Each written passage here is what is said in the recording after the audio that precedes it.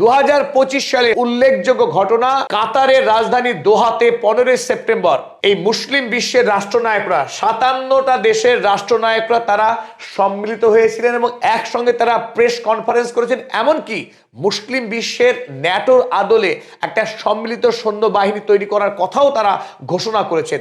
তো এতদিন ধরে মুসলিম বিশ্বের নিজেদের মধ্যে হানাহানি, মারামারি, লড়াই করার যে ঐতিহ্য ছিল, সেই ঐতিহ্যকে পশ্চাতে ফেলে এখন মুসলিম বিশ্বের রাষ্ট্রনায়করা বুঝতে শিখেছে তাদের একটা ইউনিটি প্রয়োজন। ইউনিটি না থাকলে মুসলিম বিশ্বের কোনোদিনই উন্নতি করা সম্ভব হবে না।